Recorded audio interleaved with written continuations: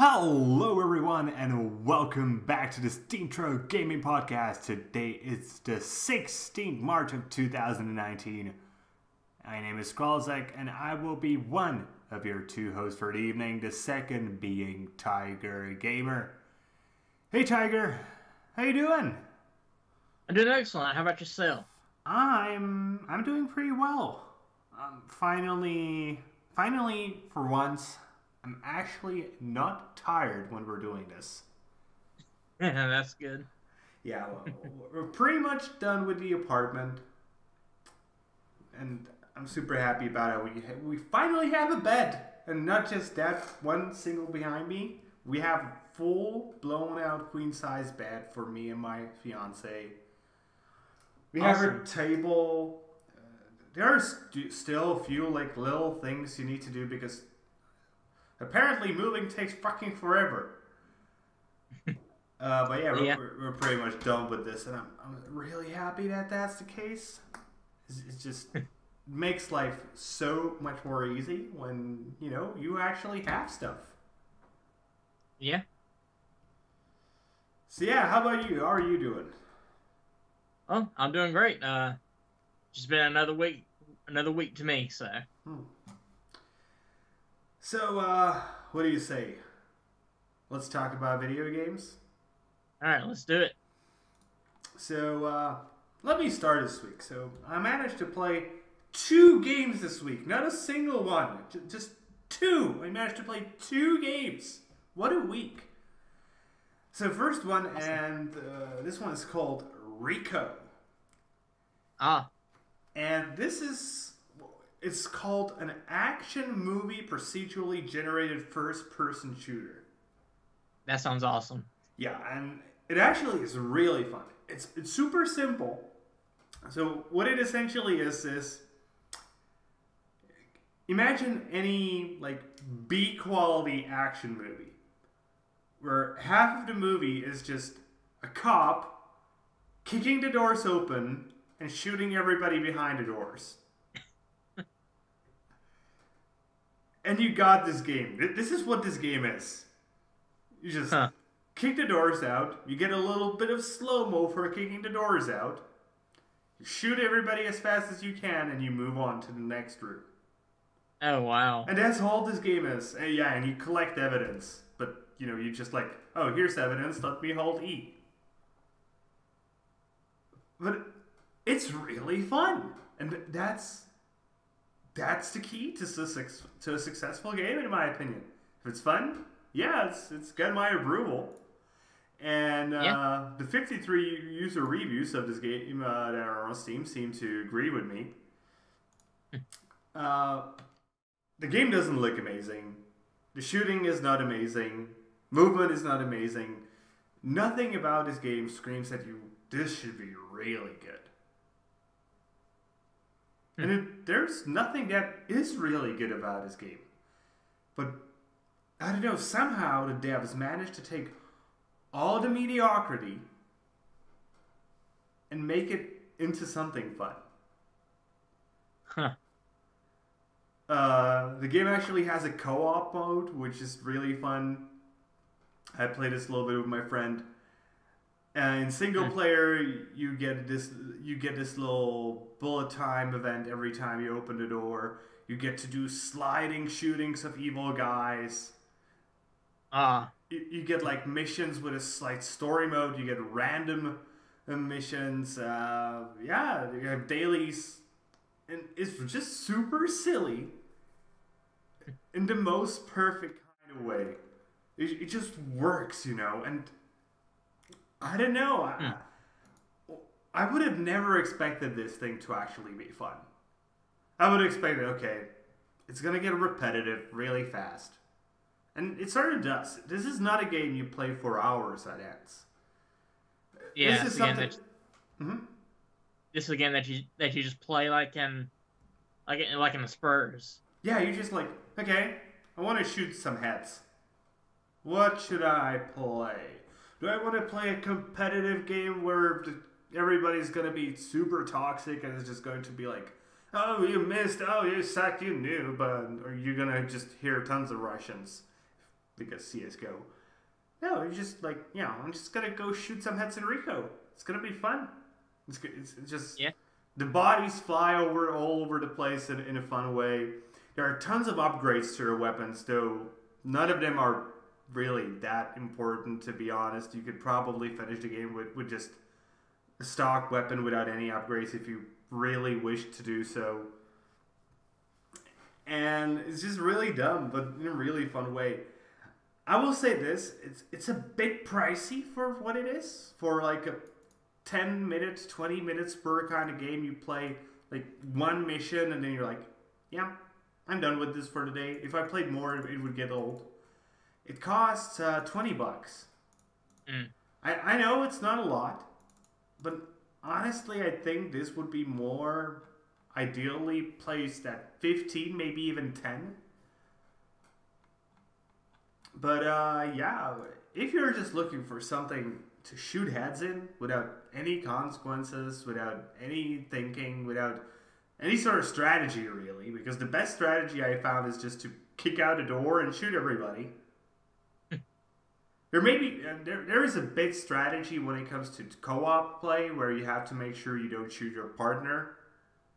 But yeah, who the fuck cares? Like, just shoot some heads. There you go. So what about you? What did you play this week? Well, I only got to play one game this week, and that game was The Forest. Oh, man. This game has been a big surprise to me. How so? Well, on the surface, it just looks like any other survival game. But once you get into it, they've done a lot of good things for this game. Like, for example, the main premise of the game is you crash land on an island, and this island is populated by cannibalistic mutants. Okay. And you gotta try and find your son, because they take him away from you. But here's the thing, though. Like, the cannibals, they don't come at you right off the bat. You can actually go and explore a little bit of the island, try and get some food, water, just so you can survive. And then after a day or two, then cannibal will show up to investigate your base and all that. And instead of like them just attacking you off the bat, they're actually trying to preserve their lives. Okay. So in what way? That seems weird. Well, for one, there was one that was coming out, like following me. I ran up trying to attack it. It started trying to run away. That's interesting. Yeah, and it just kept on following me until it decided to try and take me on, and I killed it and turned its body into an effigy. Telling the rest to keep away from me. And did they? Yeah, up until I accidentally destroyed my effigy by mistake. How do you destroy the thing that's protecting your life by mistake? Cutting down a tree that's right beside it and landing on top of it. They're just to cut the tree that's beside it. Just like, yeah, I don't care. There's a tree here. Oh, but yeah, so far I'm really am enjoying it. And also, in the forest, you actually only have, well, technically you have 2 lives if you get killed by a cannibal. First time you get killed by them, they actually take you to their cave where, they want to eat you and all that. But if you try to escape and they catch you again, they actually kill you the second time. Oh, so they're like, yeah, this guy's too much trouble. Let's just eat him right here. Yeah. But yeah, so far, man, this game. So I'm looking at the Steam page of this, and I actually see this has VR support. unfortunately, I always play on the PS4, so Yeah, I wonder how this thing. How do you think this would play on VR? I think if it's done well, I think it would play pretty good in VR. I actually want to like look at reviews, maybe see if somebody's talking about VR. Uh, oh man, I would love to see somebody playing like okay. Seems okay. Playing in VR is a lot of fun, but I get motion sick after a while. And saying it's the only VR game that made him sick for the moment. He played probably more. Yeah, right. I would really love to see like a full-fledged VR review of this thing. That could be really amazing, I think. Hmm. And I'm sort of afraid because this is an open world game, right? But it's not a huge open world. It's a pretty small open world game. Hmm. So Because I can sort of imagine like a VR game in open world really working at this point in time because this may be the reason why this game is causing like motion sickness for this guy. There's so much disconnect between moving in VR when you're using a controller and your body just staying still.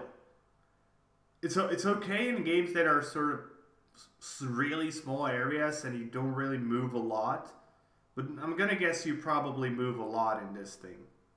oh yeah, you do. So But as I wonder how this would go with like an omni thread. what's that? With like an omnidirectional, one of those walking things that you can just walk anyway. Oh yeah. Yeah. Then this thing could be really amazing. You could actually get a lot of exercise done that way. Yeah, you could. But yeah, for the most part, though, I've just been trying to set up my own camp, trying to set up defenses and all that, so to help defend myself from the natives. So. And did you play Honestly, in single player or multiplayer? Single player. Yeah, I don't know anybody that has the game on PS4, so. Well, but, okay. Yeah. So would you recommend this? Oh yeah, the game is $20 if you like survival games. I would say go and give this game a try if you haven't already. You know what I like? It actually costs €16.79 in euros. Which That's awesome. Is pretty much the equivalent of $20. So for once, yeah, good on you developers that you're not trying to just get more money out of Europeans. Yeah. Well, as I said, I managed to play 2 games this week, and the second one is a game I said last week that it piqued my interest, that it's called Agent 9. And I was really saddened by this game. I think it's pretty hugely missed out on a lot of potential. So this thing is like a stealth shooter, sort of. But the stealth is not really done well. And the game is super slow, which is a pretty big problem in my opinion. And the biggest problem is I have never seen AI dumber than this game. Never ever. Like, I could probably, like Prince of Persia, the old one, probably had better AI than this. Wow. So, to give you an example of how atrocious the AI is actually, so I only played about an hour of this because I just got bored, you know. So you go into a mission and you got like 2 enemies standing right next to each other. What would you guess should happen if you shoot one of them? Well, it depends on what kind of gun you're using.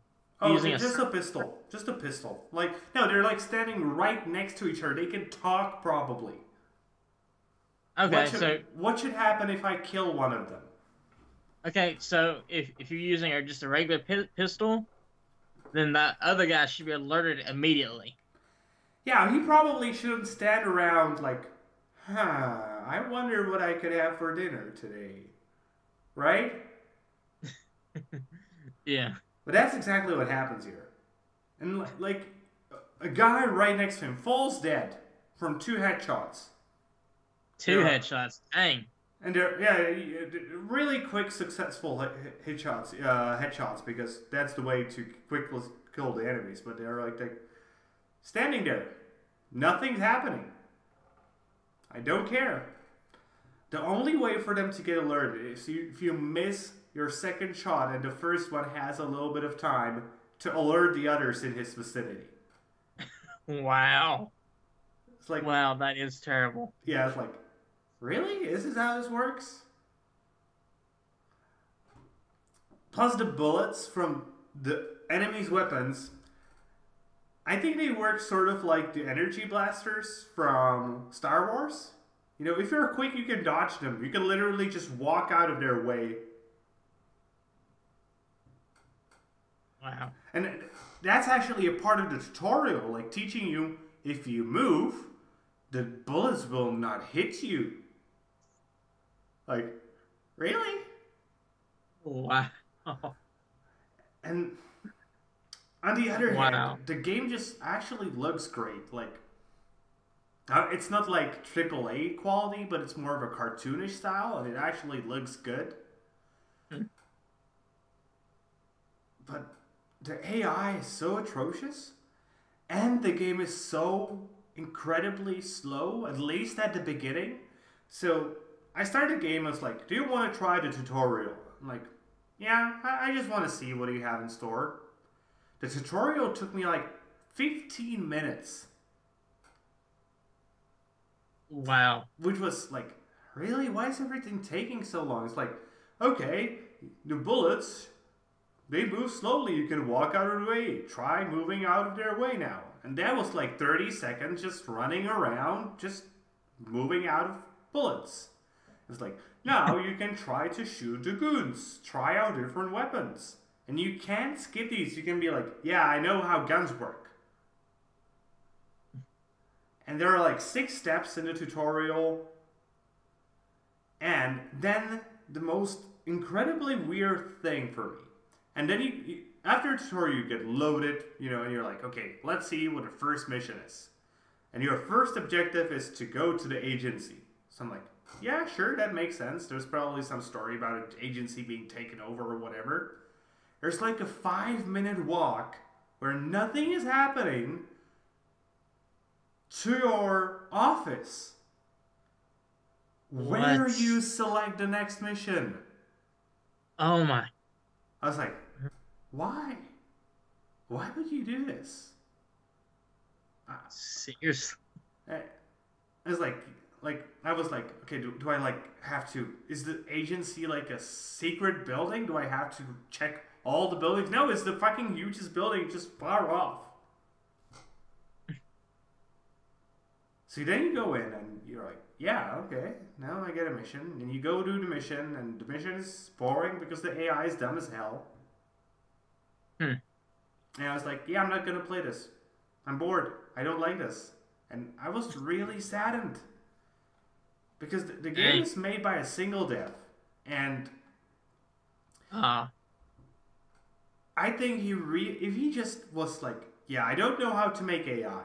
I'm just going to get a friend. Or I'm just going to pay somebody $100 to make at least the most basic of AIs. This game could have actually been decent. Not great, but decent.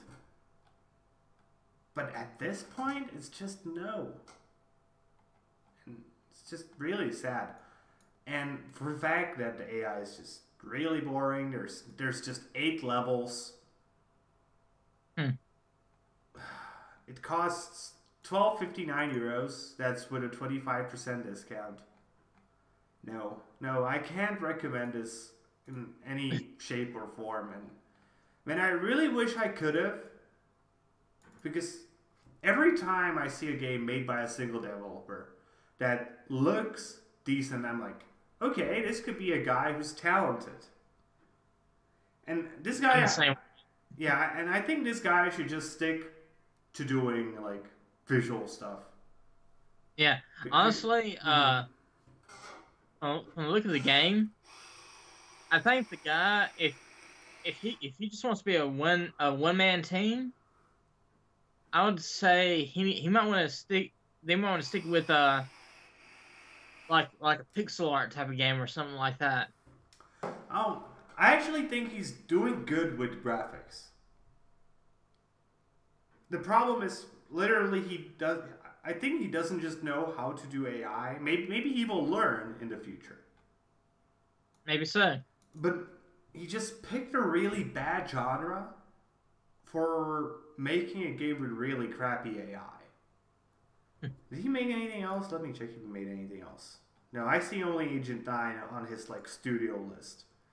When it comes to stealth games, the AI is actually super important. Because Yeah. that's It's what your entire strategy is based on. Like, I remember playing Sticks, and like half of the time you're just thinking, okay, there's an enemy over there, there's an enemy over there. This is his pattern of movement.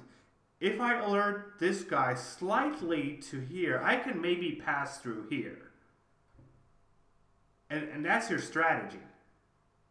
And here you're just like, okay, there's a guy over there. I'm going to stand as far as I can while I can still shoot him and shoot him. Then I do that to the next guy, and to the next guy, and to the next guy. This is not a stealth game. This is just a game that helps you practice headshots. yeah. So yeah, no recommendation here. I'm really saddened. I think this could have been good, but he really if he wants to make games like this, he needs at least a two-man studio. He needs another guy who will help him with the freaking AI, and then everything's gonna be fine. But at this point in time, man, you're done goofed up.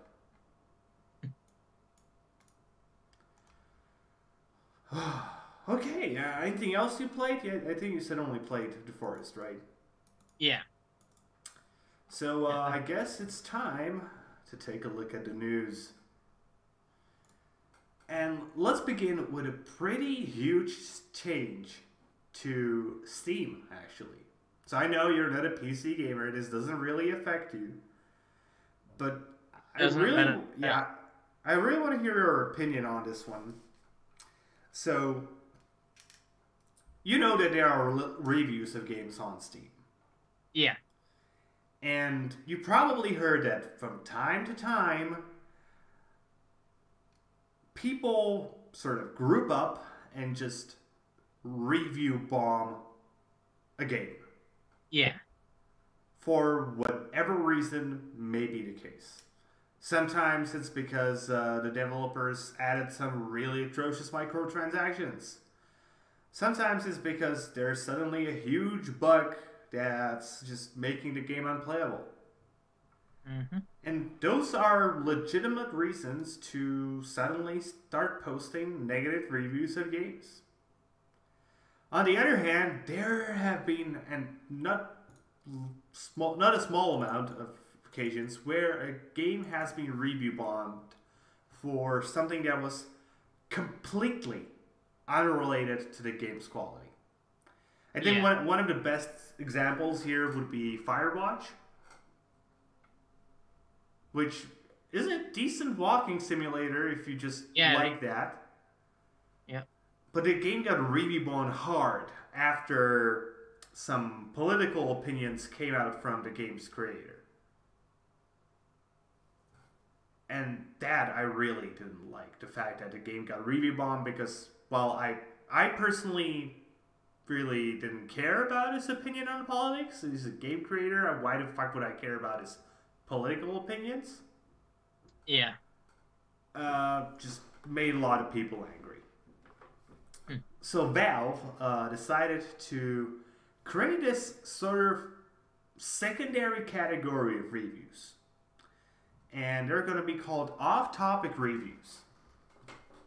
By default, these are going to be hidden. But if you wish, you will be able to turn them on and view them. And the topics that are this will obviously be stuff like politics, maybe like... Let me give just a stupid example. Like, imagine if a developer would murder somebody.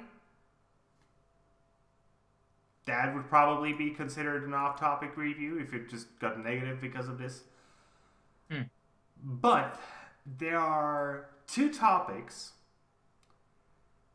and maybe a few others, because... okay, let me actually read this. There are a few questions and answers here. And the question is, I care about some things that I worry other players don't, like digital rights management or end-user license agreement changes.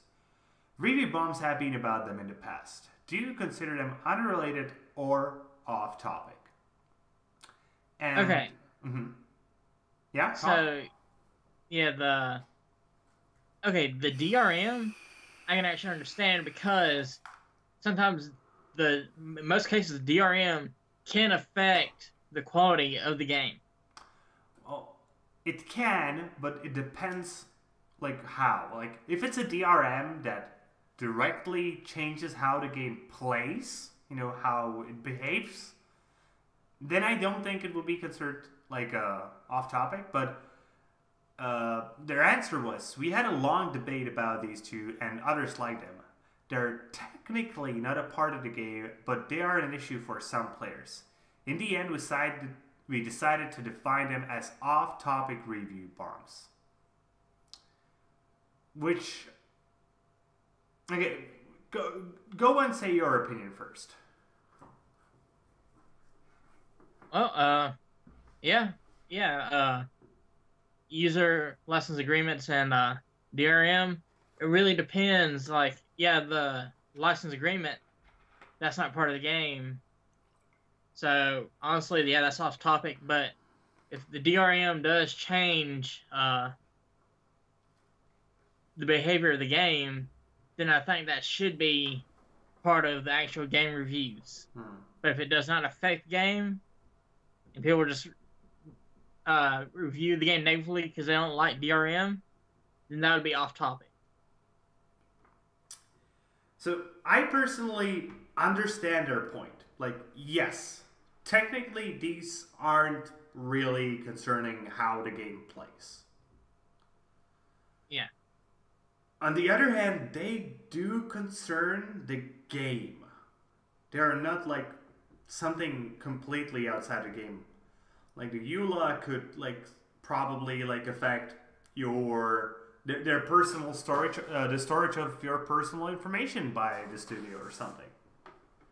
That could be a pretty huge deal in the end, especially in this day and age where personal information, whether you like it or not, is a thing that's being traded back and forwards.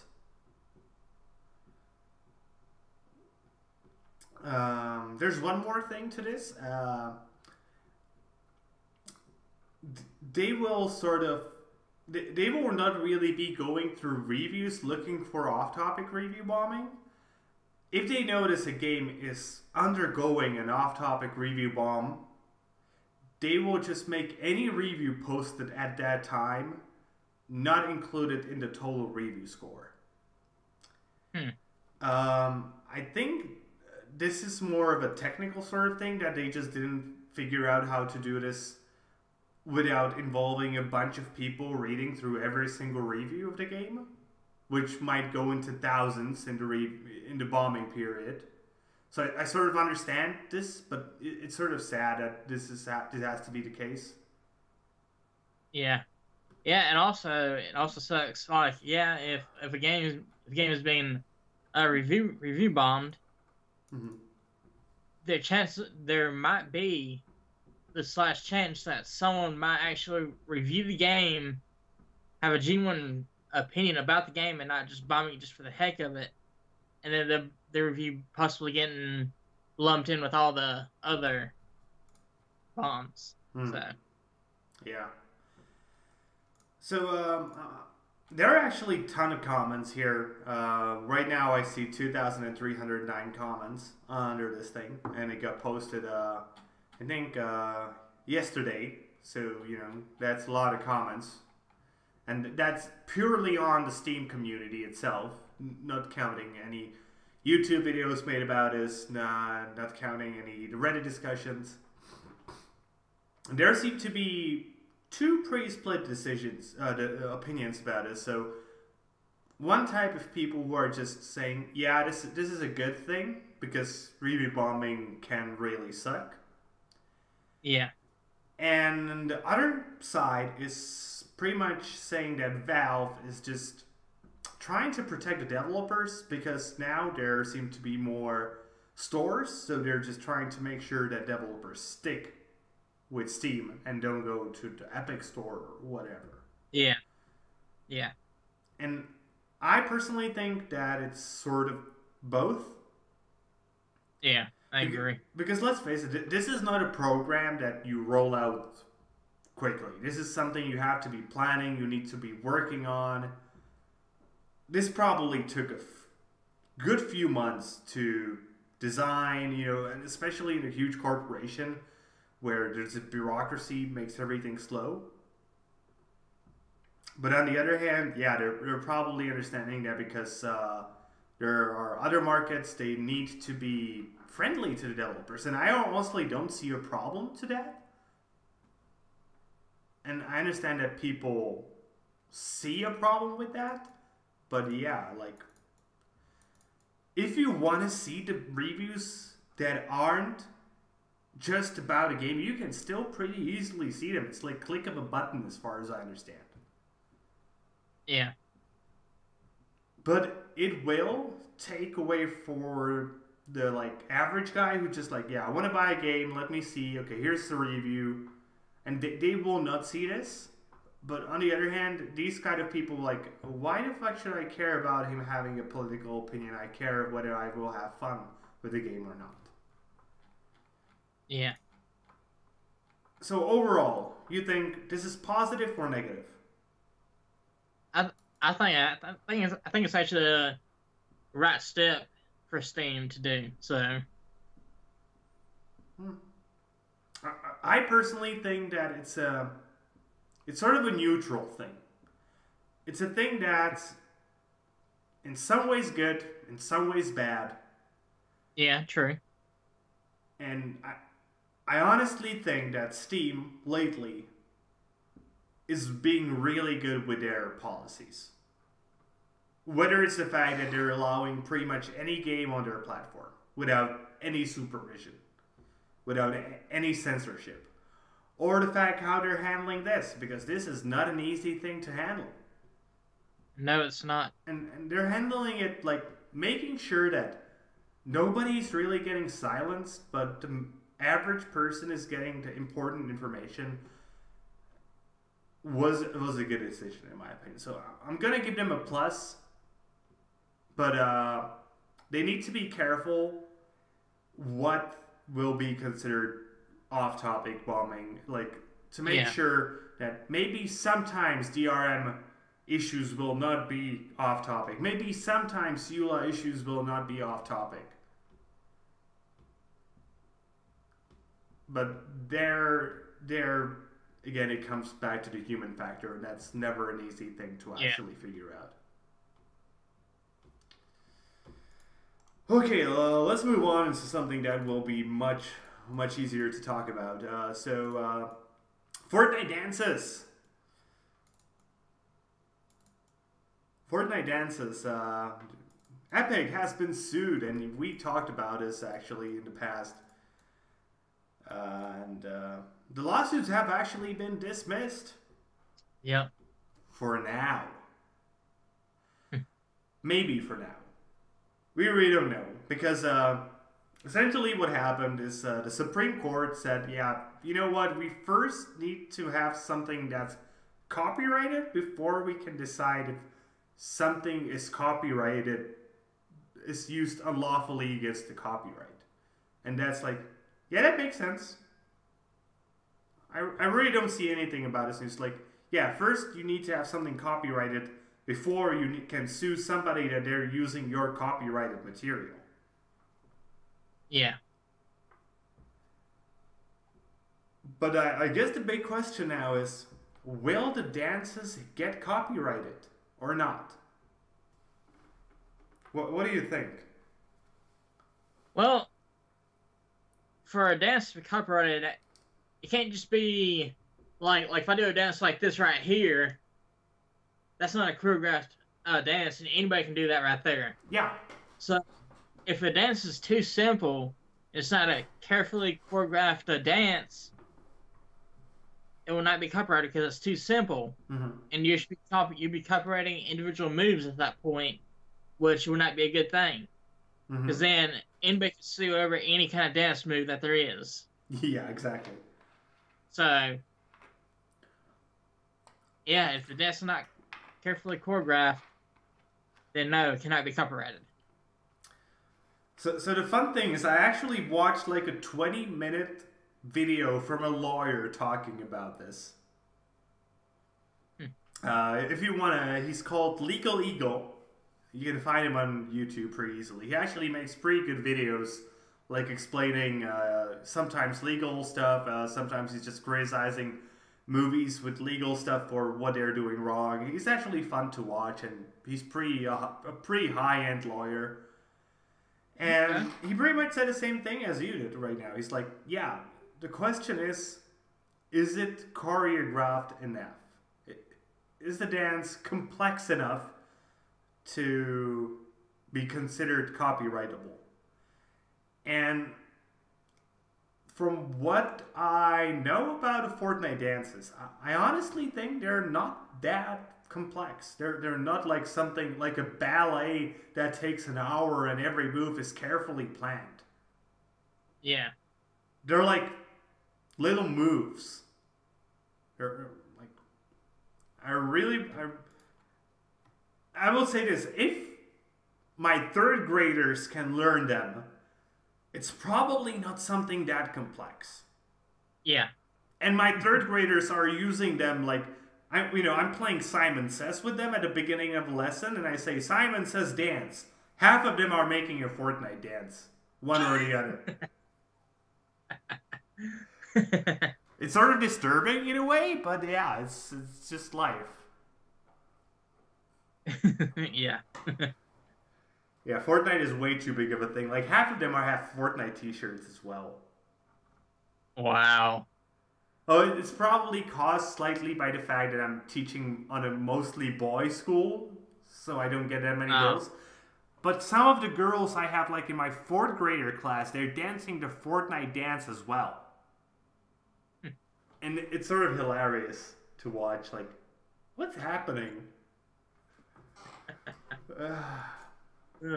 Yeah, Fortnite has broken to the mainstream. Yeah. But by the way, this is sort of news, but like just a little tiny bit of news. Have you heard how much allegedly was Ninja paid to play Apex Legends? What's that? Have you heard, like, there was a rumor going on that Ninja was paid money to play Apex Legends? Oh yeah, yeah. I've heard about that. $1 million to play Apex Legends, man. Oh, I would love to get $1 million. I will not lie, I would really, really like that money. Yeah, you know something? Back when last month when Apex first came out, I actually recommended it to my brother. But he was saying that he was tired of battle royale games. He was playing Destiny at the time. Sure. And after one of his friends, my younger sister, started playing it, he hopped onto it too. So. Yeah, that's the power of psychology for you. Yeah. Yeah, I recommend the game to him. He brushed it off, hopped on when some other people hopped onto it. That's a mob mentality at play. Yeah. Oh, either way, let's move on with news and let's go into this week's big topic. And I'm really saddened that we sort of went into this topic last week and I didn't obviously give it enough attention. I was really thinking it's just a stupid rumor. But apparently, there is more and more evidence that Google is actually making a console. Yep. So it actually started with a video for GDC, a teaser. So let's actually watch that quickly. It's like 30 seconds. Then somebody noticed that this promo was actually being hosted on store.google.com, which I will not blame you if you don't know why that is important, but apparently that is the site that Google is using to sell their hardware. And many people like tend to forget Google is actually making a little bit of hardware. They have their Chromecast, they have their like smart speaker, you know, with AI. I think they have a few other things. I think they're selling their Pixel phones there. So some people are taking this as sort of evidence that this will be something hardware based. And then we have an announcement from Google that Ubisoft and id Software will be attending their keynote. And I'm just sitting here like, man, I really thought this will just be more about Project Stream. But at this point, I don't know. So, well, let me just give a straight question. Do you think that Google is making a console or not? Honestly, if they're gonna like make a console for Project Stream, then yeah, possibly, more than likely, yeah, they will be making a console. Well, when I say console, I mean like something along the lines of a PlayStation, something with Yeah. a CPU, a GPU, RAM, not just a stick that, you know, takes signal from some other server. Oh yeah. I honestly, at this point, it's still too early, but I do believe that Google might be unveiling a console if they got both Ubisoft and id on board. So I will be honest with you. I've actually spent a lot of time thinking about this one, like at least a few hours.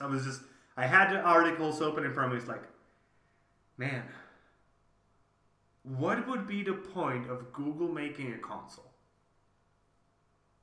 Because for me, it really just seemed like Google would really want to get into streaming, because that would make much more sense for their business model overall. yeah, true. But then a few ideas occurred to me. The first one is, there will never be a better time to release a console than now, if you're going for a high tier console. Especially if they can get it out before Sony's and Microsoft's newest console gets announced and released. If they can get that out before Sony and Microsoft, they'll be ahead of the game, depending if at the time this has a powerful system. Oh, honestly, I think if they announce it now, I think it's going to be ready for Christmas. Yeah. And we do know that neither Sony or Microsoft are planning this year a release of a new console. At least from everything that we heard. Most of the like people are saying like 2020 earliest, more likely even 2021. Which would make them pretty much completely uncontested on the new well, not you know, almost complete, just completely uncontested on the new console market. Because you could say, oh, but you have the Nintendo Switch. But the Switch is really targeted at a different type of audience compared to the PlayStation and Xbox. It's sort of, I would almost call it a secondary console for your home. Yeah. And then for maybe a primary console if you're a Nintendo gamer. So that's one thing, like getting that point in time when there's nothing new other than you on the market. Yeah. And the second thing, and this I think maybe is even bigger. Gaming consoles, especially in the US, have a pretty big and rather loyal fan base. Mm-hmm. It's really not that common for people who have been PlayStation gamers to switch to Xbox and do the opposite. So, once streaming becomes a thing, and let's face it, it will become a thing in the somewhat nearby future when 5G actually becomes a thing for mobiles. Yeah. People who play on the Xbox will most likely just buy the streaming service from Microsoft. Yeah. People who play on the PlayStation will most likely just get the streaming thing from Sony. Yeah. Yes, now. Oh, the future one, it's probably going to be a continuation of PS Now, yeah, and it's just going to be called Game Pass for Xbox. Yeah. But the thing is, if Google comes to the market right now, they would be sort of putting their feet into the door for people to understand that if you want gaming, Google is one of the choices. Mm-hmm. What do you think about my idea here? Does it even make sense, or I'm just spewing out bullshit? Yeah, it actually does, because, if Google does announce the new console at GDC, they'll be ahead of the curve of Microsoft and Sony. And if they can get this out by this Christmas, by this holiday, yeah, this might be a success for Google. And then there's the third and last part, which I think so many people will actually overlook.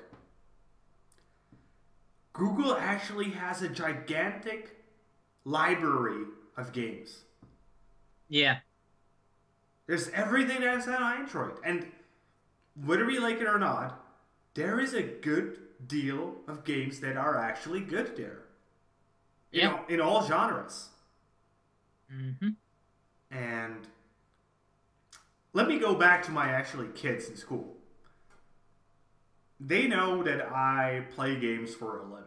And a lot of them are like, oh, I wish I could have a job like you. And I'm like, okay, so what games do you play? Oh, I play like games on my phone. And like, yeah, okay. So maybe, especially when I'm talking to the older ones, I'm like, if you're playing a new game, then maybe write a review about it. Maybe do a video about it. And they're like, yeah, but I'm playing this game that all my friends are playing. I'm like, yeah, then that doesn't really help you. You need to do new stuff and stuff that nobody else is really doing if you want to be successful. Yeah. But a huge percentage of them, I would say at least 50% of them, are almost purely mobile gamers. And I know we both PC gamers and console gamers like to make fun out of our little cousins, the mobile gamers. But over the past about year and a half, I've actually played a good bunch of good mobile games. Same here. Like right now, I'm actually like my favorite game on my phone is Brawl Stars, and it plays wonderfully. I've spent so much time playing Clash Royale. I made even a few reviews of mobile games because I was just that impressed with them when I played them. Yeah. I actually have 3 new games installed this week on my phone just to try them out and maybe give them a review. Awesome. And Google having this library of games, and obviously not AAA games for the most part, could be a huge benefit for them. And I'm sort of wondering, could their console maybe even be based on our ARM processors and not on traditional Intel or AMD processors? Which could be an interesting game because we had attempts at like these in the past. There was Ouya, which was abysmal. Yeah. But there actually is sort of a gaming console for Android. It's called NVIDIA Shield TV. Mm-hmm. And it's not bad. It's a bit pricey for what I would consider an Android console. But if you're looking for like a multimedia center for your TV, if you don't have a smart TV, this is one of the best choices. Yeah. And if Google would create something along those lines, maybe give it a good, powerful processor, it could have a problem of not being able to run most AAA games, but because they have Ubisoft and id Software talking with them, maybe the big developers would just be like, yeah, sure, we're going to make sure our games run at ARM processors as well. Yeah. So, at this point, obviously, we just have to wait until March 19th. Yeah. But you're going to know next week, so be sure to get ready for that news. Yeah. At this point, I wouldn't be surprised either way. I wouldn't be surprised if it's just like, yeah, we're just making sure that Project Stream is now ready to work with all Ubisoft and id games. And this is the future of gaming because streaming is the thing. I wouldn't be surprised if that was the case. On the other hand, I also wouldn't be surprised if they actually came out with a console. Yeah. Okay, and our last piece of news.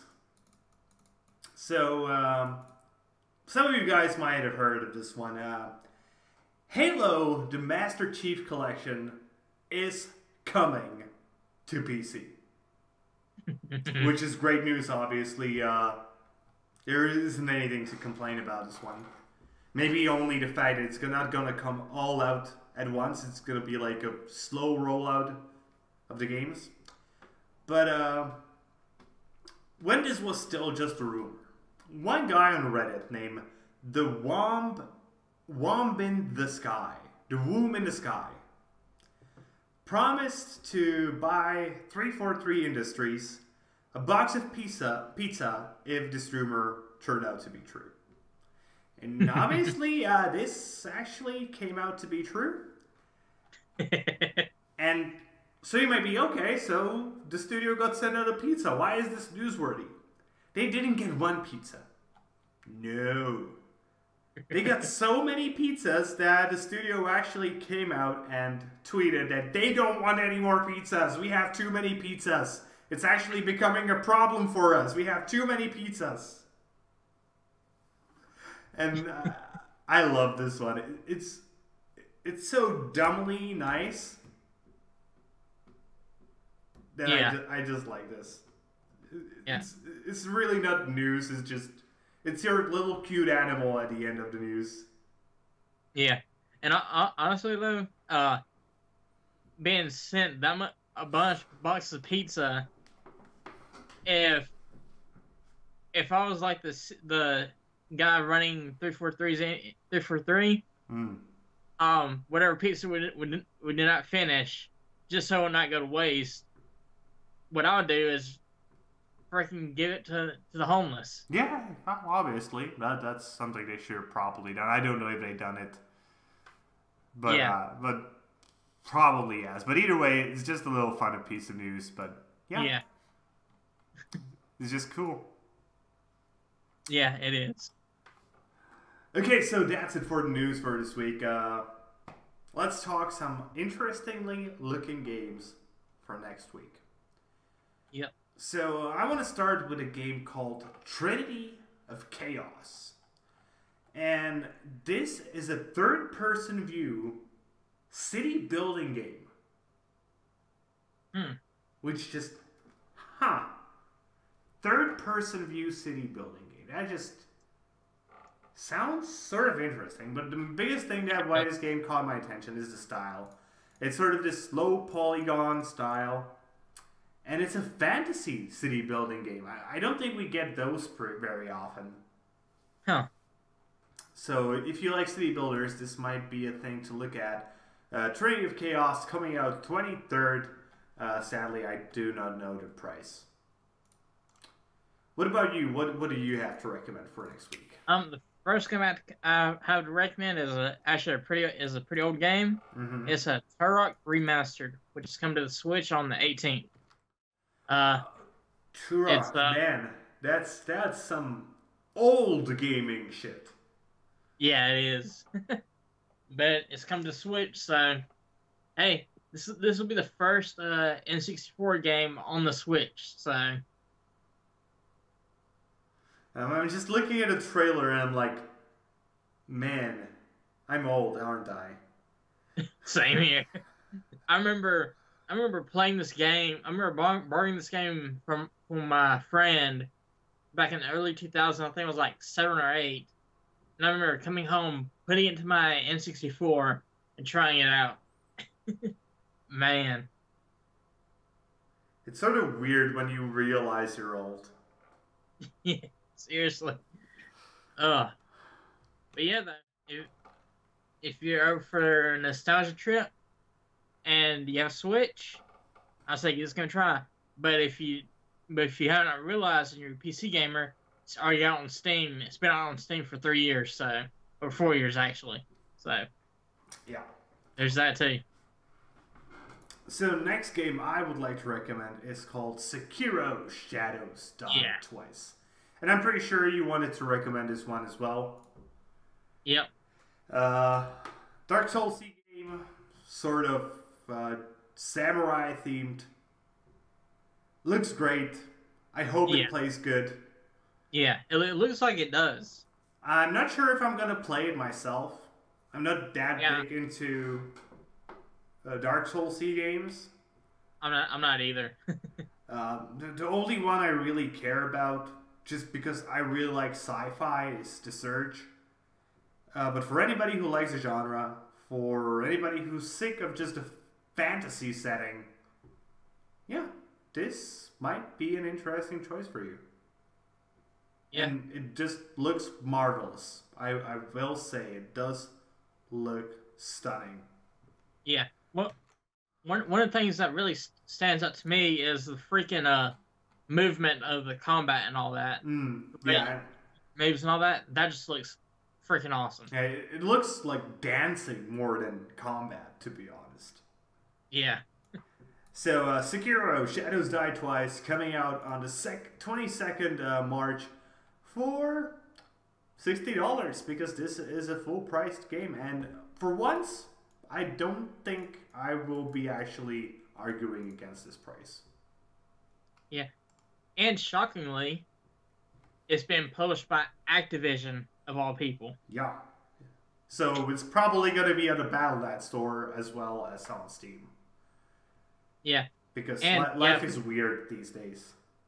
Yeah, and if you couldn't tell, this is a From Software game as well, so... Okay, what else do you have to recommend? And the last game I have to recommend is the Sinking City, which is a Lovecraftian detective game. And I gotta say, this game looks, and I mean this time, like visually, freaking amazing. No, this is not freaking amazing. This is just fucking amazing. Yeah, and if I remember correctly, this game was actually supposed to be the original, the first Call of Cthulhu, but then they diverged those two games, and yeah, we had the Call of Cthulhu a few months back, and now we have this game coming out this week. So, yeah, it's a detective game. The game does not hold your hand. You actually gotta keep track of all your clues. You gotta learn the game yourself. So, if you like those types of games, hey, you might like this game too. And I'm sort of sad that this is really not my genre. I don't like detective games. I don't have the patience for them. Yeah. But man, this is one of the games that I will actually watch somebody else play. Because I really want to see somebody good at this actually go through the story. Oh, yeah. Okay, and I have one more game, and this one is just silly. This thing is called Lord of the Click. And as you might guess from the name, this is a clicker. And it's really not often that I recommend a clicker. And there's a reason for this. Most of the time, they're not good. This thing, on the other hand, actually, I really like its looks. It seems to have great pixel art. And over the time, I've just learned some appreciation for pixel art. And what confuses me, this is a clicker, but one of the tags it has set is difficult. So that confuses me, and I actually want to play this just to see how you make a clicker difficult. Yeah. So Lord of the Click coming out actually tomorrow for, I'm hoping, less than $10, but I don't know the price. Okay, and that's pretty much it for today's show, if I'm not mistaken, unless you have anything else you would like to recommend. No, that's it. So let's slowly bring today's show to an end. And as we do always, let's do that by a bit of shilling. So Yes. I'll go first this time if you don't mind. You can find me on YouTube as Kralizec Gaming, where I make video game reviews, occasional commentaries, but those are far-fetched and far in between. Or you can find me on SteemTrail, where I post at Kralizec, where you can find my video game news, my video game reviews, and science stuff if you like science. So where can people find you? I mean, you can find on YouTube as Tygergamer and on Steam at Tygergamer. I do mainly Let's Plays. I'm working on a review right now.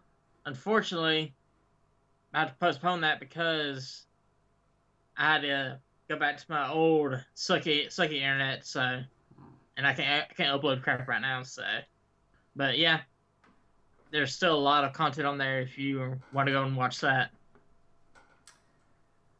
And with that being said, that's going to be it for today, guys. We both hope you enjoyed today's show, and if you did, please consider giving us a thumbs up here on YouTube and subscribe to the channel.